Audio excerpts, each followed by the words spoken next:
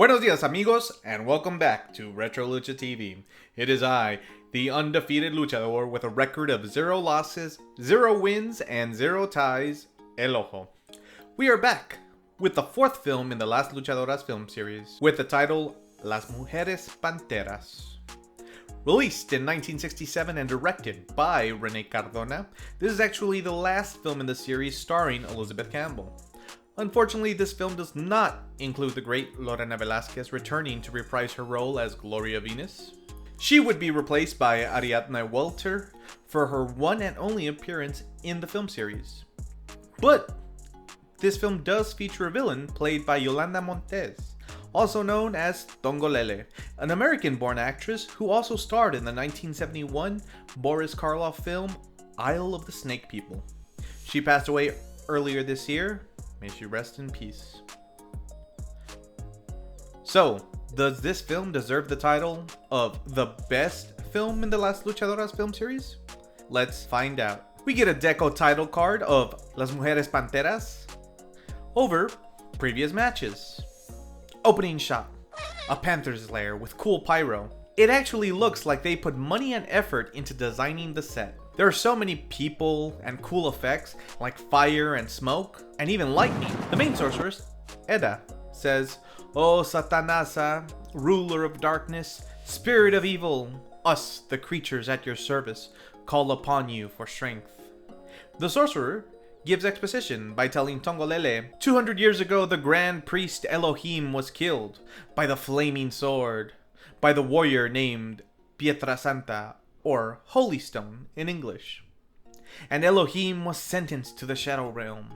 She explains that over the centuries the bloodline has been dwindled by the Panther cult, but there remain 4 members of the bloodline. Tongolele nods in agreement. We also get a shot of Nathaniel Leon Frankenstein in the background, as a wrestler, not a monster. Match number 1, tag team match between the team of Rubi and New Venus. No, I am not changing the design. I'm keeping the design since she is supposed to be the same character, and it takes time to hand draw these. Do not at me. During the match, 2 men look on. The girls win, of course. I would expect nothing less. Venus introduces the men as her cousin, Ramon Holystone, and uncle, Professor Rafael Holystone. Ramon invites the ladies to dinner. At the club, we get our first exotic dance of the evening. It's Tongolele. Tongolele does a nice routine as our heroes look on. The cousin starts with small talk and asks Venus, "When will you get married?" Venus replies, "Now's not the time. What about you?" Her cousin says, "No one would want a widower," which is true. He then proceeds to introduce everyone to his fiancée, the dancer Tongolele. Kind of feels like his cousin was flexing. At the Holy Stone house, he explains that the visit to Loretta Venus has a serious undertone, as he got a letter. They are in danger. Venus asks if this is a joke. Theo says, "This is from a time of magic." Ramon says, "You're a man of science. You can't believe this." To which the Theo says, "There are things science cannot explain." Kind of seems like the professor is not a man of science. Theo Professor Rafael takes them to his library, where he pulls out a sword used by the Druids, and reads to them a book of the occult from the 16th century. Lore time, the founder of the Panther clan, who still worship to this day, the grand priest Elohim, had leprosy and wore a mask to hide his sickness. In Croatia, he assembled an army of darkness so that his panther women can take over the world. But the mage, Hector Holystone of Turin, read the stars and with the fire sword defeated Elohim. But as Elohim lay dying, he cursed Hector and promised to return to take the last woman in his bloodline and drag her to hell for all eternity. You know, it's probably not a great idea to make cartoony characters with adult subject matter. Theo says the last of the bloodline include him, Ramon, and Ramon's daughter. Wait, isn't Venus in the family? How does the professor know his granddaughter won't have any kids? Anyway, Golden Ruby asks, what kind of magic do they follow? He says the Panther cult follow the god Bast, protector of King Khufu. Elohim's followers could turn into panthers and enact revenge. I actually looked into this. Apparently, in the Great Pyramid of King Khufu, they actually found a statue of Bast, or Basset. Nothing to do with lucha, just accurate lore. Which is surprising because half the stuff they make up is nonsense. At the cemetery, the sorceress Edith walks alone. She opens the door to a crypt without touching it. She goes inside the crypt and lights everything with a wag of her finger. It's the coffin of Elohim. The sorceress Edith opens the coffin and says, his wish is her command. The uncle, who's still reading after everyone's left, goes to his granddaughter's room and places the fire sword on her chest. Kind of seems like a bad place to put a mystical weapon. She can cut herself if she rolls over. Then the professor goes to his bedroom. But it's a trap! A panther woman attacks him. At the girls' gym, Secret Service agent Arturo, played by Eric del Castillo, finds Loretta Venus and tells her her tío is dead. At Casa Pantera, the sorceress Edith tells the other women about Professor Rafael. The girls live, laugh, and murder. Meanwhile, at the hospital, Venus and Rubi wait with Ramon and Tangolele. Arturo tells them the bad news, that the professor was killed by some big cat. Then Arturo asks Venus if her uncle had any enemies, to which Venus repeats the plot from earlier. Arturo dismisses her claim by saying, extraordinary. And Venus exclaims she wants to be part of the investigation, no matter what he says. He says, that is fine. I just need to ask a friend for help. Remember, it's the 1960s. You could join police investigations by asking, and police needed help from friends. Cut to match number 2. El Ángel versus El Cavernario. This is peak camp. El Ángel returns to the locker room and gets a call on his communicator watch from Arturo. And they go meet in his lab. El Ángel is meant to be a Santos stand-in, and as much as I love the cameo, I do concede it takes away from Las Luchadoras as protagonist. Also, fun fact, El Ángel is played by Ángel de Stefani, an Italian-born actor who played Popoca in the Momia Azteca film trilogy. He would also have smaller roles in Santo vs. Capulina, the Látigo Negro film Con la misma moneda, and Neutron el enmascarado negro.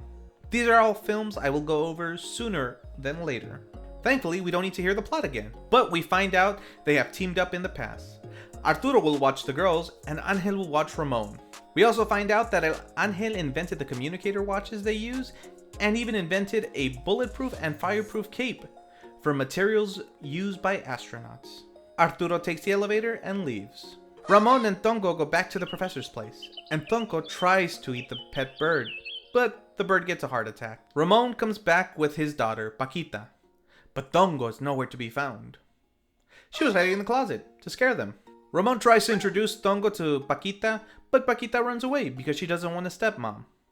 I will say, this scene is kind of funny. They show Tongo from an unflattering angle, which is meant to be scary, but she just looks like she smelled a fart. Ramon drops off Tangolele and asks her for forgiveness since Paquita ran away. Then he gets in his car and leaves. El Ángel shows up, and like Batman, eavesdrops on Tongo. Inside Casa Pantera, the sorceress asks Tongo why she does not have Ramon's blood. Tongo explains Paquita was in the room, and the sorceress says, good, we can't touch her because she belongs to Elohim. El Ángel radios Arturo and tells Arturo to follow the sorcerer's Edith. So Arturo brings the girls and Chucho for a stakeout. But Edith radios Cain, who is played by Nathaniel Leon, and orders them to be ready. She drives into an abandoned warehouse and is followed by her heroes. But it's a trap! Our heroes enter the warehouse and begin fighting. It's a schmoz. Everyone is throwing punches. It's over the top. Everyone just comes in and knocks out the last person who threw a punch. Even the girls hit and get hit. Meanwhile, Chema's fighting a little person and losing. It is 8 versus 4, and our crew do a pretty good job holding strong. It reminds me of that meme where that guy tries to impress a girl, showing him his favorite lucha, and the girl goes, "Ese es un revolco entre enanos, mujeres y gays." Anyway, El Ángel finds her crew somehow and tells the bad guys to stop. And Frankenstein ponders, "You dare give us orders?" El Ángel comes in and turns the tide. After the fight, the girls ask El Ángel, "Why do you wear a mask?" And El Ángel explains, he fights for justice, and justice does not have a face. What a cool line. Golden Ruby gets googly eyes for El Ángel, and Chema gets mad. Chema talks about how badly the little person beat him up. Pause. I just want to be clear. In this movie, Arturo's co-worker is actually called something else. But I'm going to call him Chema, because I'm not redrawing the person, and it helps with continuity. In fact, Chema, or the side character, actually gets replaced most in the series, notwithstanding the villains, of course. Anyway, at the lair, Cain angrily explains that if they were allowed to use guns, they could eliminate them. But Edith says, no, all members must die by their hands. I'm guessing she means the Panthers, not the henchmen? The sorceress says, you can eliminate the masked man. Tongo will bring in the blood of Holystone. El Ángel appears outside Tongo's apartment and somehow ends up on the roof after walking inside the building. Tongolele just sits in her apartment and smokes. She then calls Ramon to pick her up so they can go to a park, and Ramon goes to pick her up. They are followed by the Panther cult, but the Panther cult is being followed by El Ángel. The Panther cult shoots at El Ángel and chases him to some random house. The men surround the house and shoot at El Ángel, but he hides inside. They set the house on fire. Then the cult shoot at the fire. Meanwhile, Tongo and Ramon go walk in some creepy forest at night. Arturo goes get cigarettes for Tongo he left in the car, and when he comes back, Tongo is missing. But it's another trap, and Ramon is unalived. The next day, Venus lies to her niece by saying her dad went on a long vacation. Kind of what I do to get around the YouTube censors. Venus also tells Paquita her father loved her. Venus leaves the kids so she can play alone. Our heroes and El Ángel are also in the same room, just standing there. Arturo asks, who is doing all this?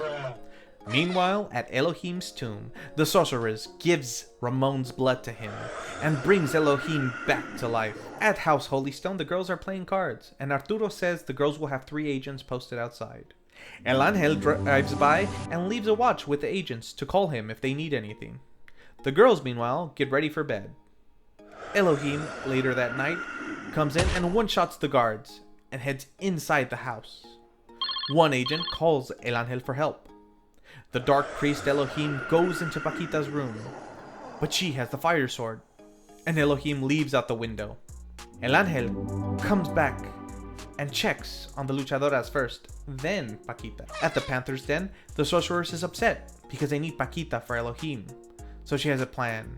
The sorceress is happy because Paquita will be separated from the sword. Newspaper headline, Venus and Rubi versus Las Sombras. In the promoter's locker room, the girls meet Las Sombras.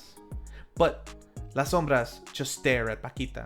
El Ángel puts 2 and 2 together and says Tongo is one of the girls under the mask due to her eyes. He tells the girls be safe. He also tells the girl to leave Paquita in the locker room for safety. So they do. Match number 3 in your main event, Loretta Venus and Golden Ruby versus Las Sombras. The sorceress looks on with cool glasses. Arturo and Chema also look on. Lucha sure is popular, because even at the warehouse, the henchmen look on. Meanwhile, El Ángel goes to the warehouse roof and overhears Cain give some exposition that at 10 p.m., Las Sombras will turn into the Panthers and destroy Las Luchadoras. Some gang members go on the roof, probably for smoke. The last man standing shoot at El Ángel, but El Ángel is fine because of his bulletproof cape. As was said, as it shall be. The girls become Panther women and destroy the ref. El Ángel and Arturo jump into the ring, but they both get clawed.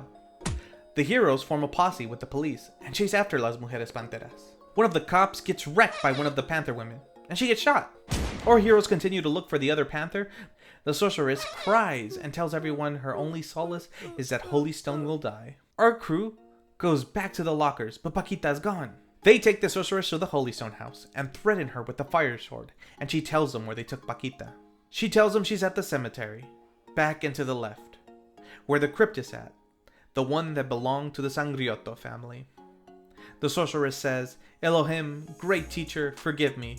Only death can save me. So she jumps out a window. El Ángel goes to the window and says, well, nothing to do. Let's go. The last Pantera walks to the cemetery, but she takes forever. And out walks the priest Elohim, while our crew speeds, driving empty roads on their way to save Paquita. Will they be able to stop the priest? Who knows, because as soon as they get to the cemetery, they just walk. No sense of urgency. They find the other Panther woman on the floor. She has left this world due to exhaustion. They enter the crypt, but it's empty, so they decide to leave. Then they hear a noise. They open the crypt and save Paquita. But out comes Elohim. Rubi faints, and El Ángel stabs him with the fire sword. See, this is what I mean about someone else coming in and being a hero. Rubi could have used the sword just as well as El Ángel and saved the day.